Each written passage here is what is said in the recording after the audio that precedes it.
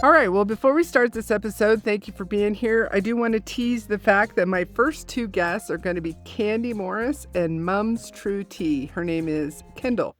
I am so excited to talk to both of them. They have turned all of their lemons into lemonade, added a shot of vodka, and they are killing it. But for today's episode, I want to take you back. The year is 1988. Madonna is on every radio station. Marlboro commercials are somehow still considered peak advertising, and your kid is feeding quarters into a Pac-Man at the arcade. A cold Budweiser at the end of the day feels like a perfectly reasonable life goal. Your computer is beige, the monitor weighs about as much as a small horse, and to get online, you dial a phone number and you pray that nobody else in the house picks up the other extension on the landline.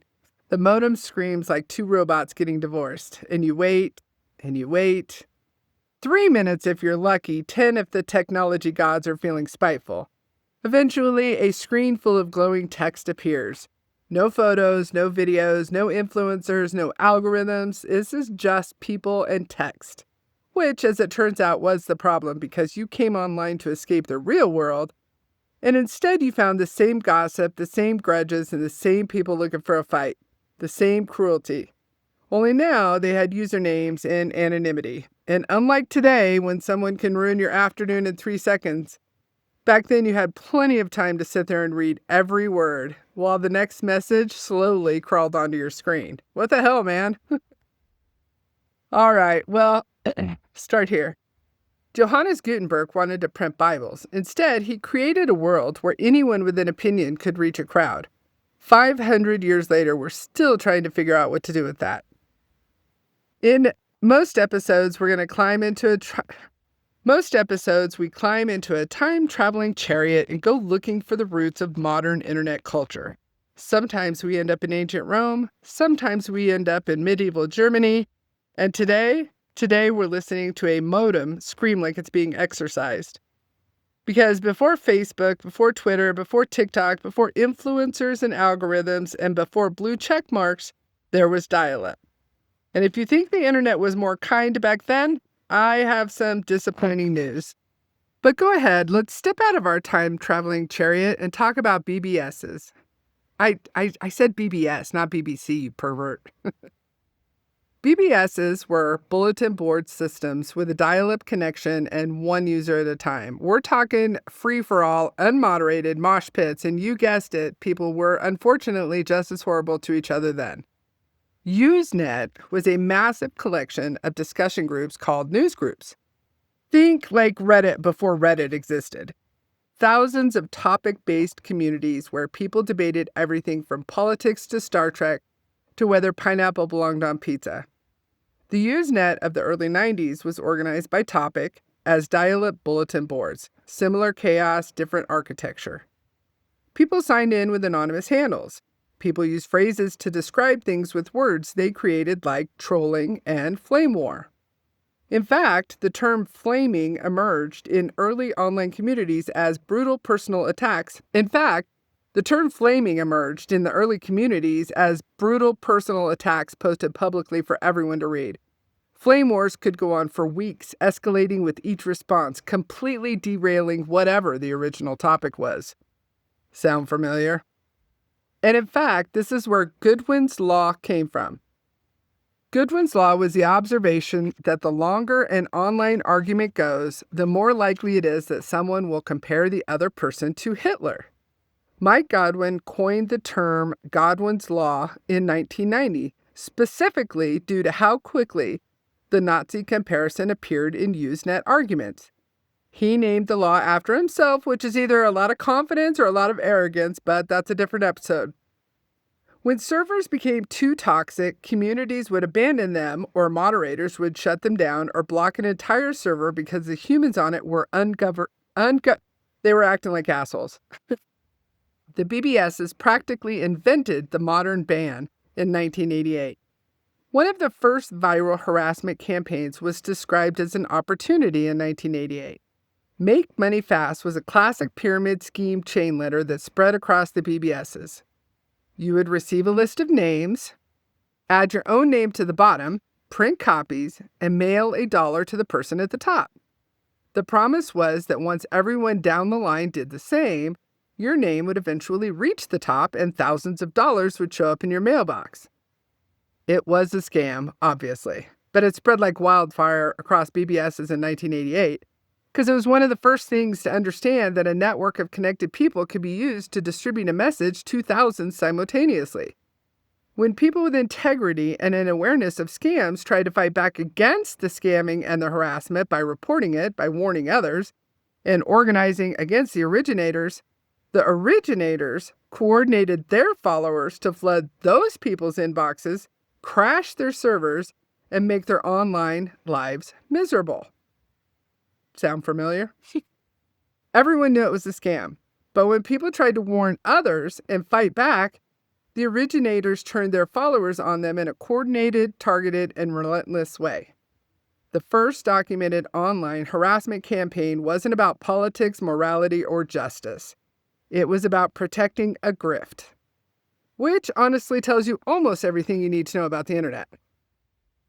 So let's move forward. In 1993, there was a rape in cyberspace. Let me repeat that. In 1993, there was a rape in cyberspace. And this one is genuinely disturbing and important. Lambda Mu was a text-based online community. Imagine a virtual house where people from around the world gathered in real time and described themselves through the text characters they created and how they interacted through the typed words on a screen. Because there were no images and no video, there was just text. But the people were real, the relationships were real, the community was real.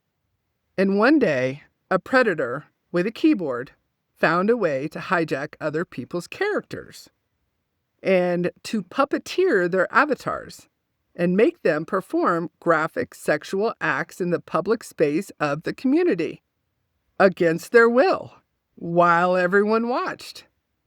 Yes, it was in text, but it was also witnessed by the whole community. The victim described it as a genuine trauma. The community had no idea how to respond. No rules existed, no recourse existed. A journalist named Julian Dibble wrote about it, and it became one of the first serious pieces of writing about whether virtual violence could cause real harm. I mean, the community didn't know what to do, right? There was no rules, no recourse in any way. Was it a crime? Was it harassment? Was it even real? The answer the community eventually landed on was that yes, the harm was real, the person was real, the violation was real.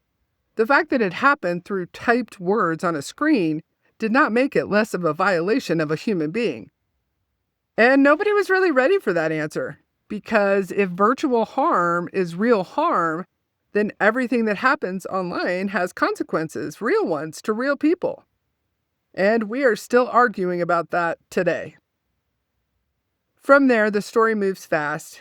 AOL chat rooms in the mid-90s brought millions of people online simultaneously for the first time, along with flame wars, predators, anonymous cruelty, the invisibility of fake profiles, and more. Then MySpace, then Facebook, then Twitter, then TikTok, each platform promising connection.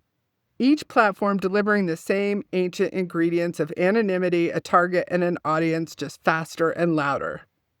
And none of this is new. This is what humans resort to when they have an opportunity and anonymity. Not everyone, of course, but enough that it is an historical pattern.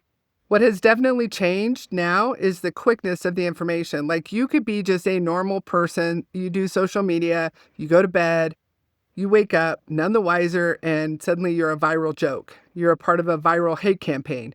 Or worse, you might open your own private messages to death threats based on completely baseless accusations or even stolen identity or mistaken identity. Unfortunately, we have allowed a mob mentality in our social media spaces, and then we act shocked when they show up with pitchforks and flaming torches. And there are very seldom any sort of policing of those people. So I'd like to take a moment to recognize a young neurodivergent woman who didn't make it out of the harassment zone. And this was very recent. This was about a month ago. A young creator whose story that it isn't my job to fully detail, but whose death sparked widespread discussion about online harassment and its consequences. Whatever the full story may be, a real person is gone and a family is grieving and a dog is missing its person. This young lady was looking for connection. She was looking for friends. She was looking for community. And she took herself out of the game. She had an emotional support dog. Think about how bad it had to have affected her for her to leave her best doggy friend behind.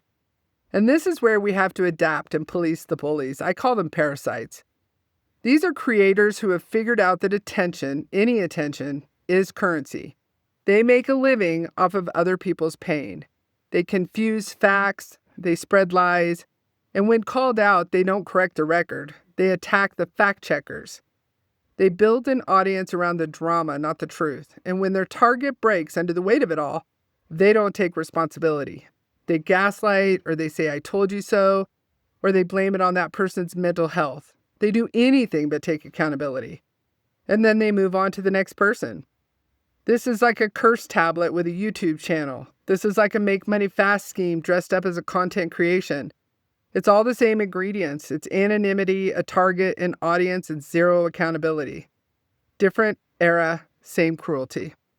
Parasites do not care. It is about them all day, every day, or they wouldn't be acting the way they act. It's that simple, literally.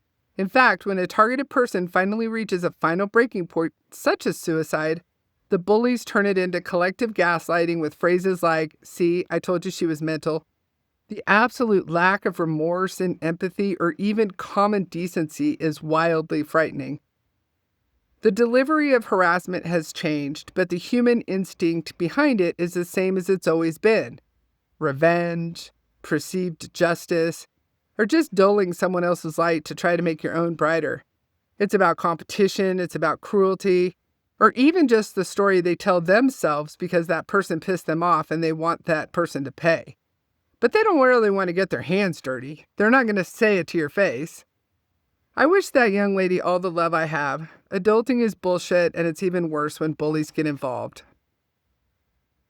So, Rome got the curse tablets from Greece, who got them from Egypt, who got them from people so ancient that writing hadn't even been standardized yet. I think scholars who have spent their entire careers looking for the origin of this behavior have officially given up. Because there isn't one. There is no beginning to hate and pettiness, and based on 2026, there's also no end.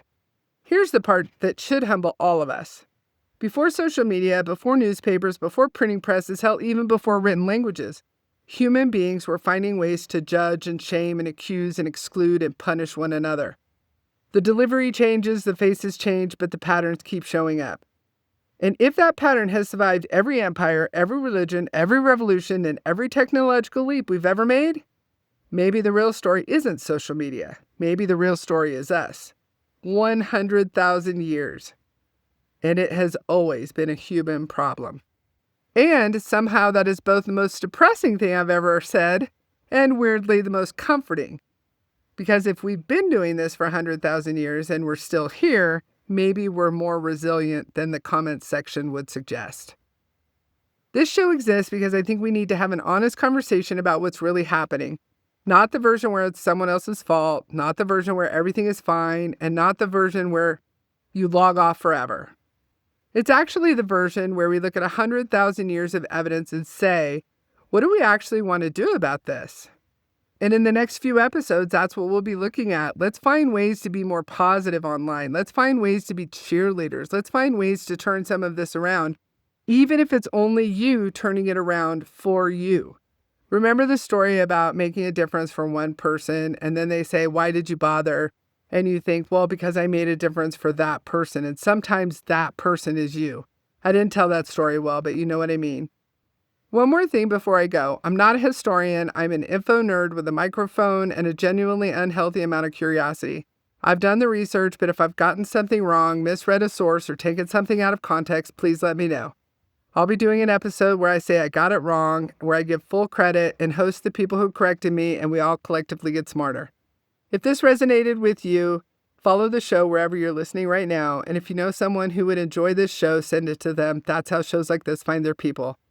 Again, I'm looking for guests. People have had crazy stories about how internet viral hate campaigns, death threats, stalkers, lost businesses, lost marriages, lost friendships, how that's affected them. Or if the internet has changed your life for good, I want to talk to you too.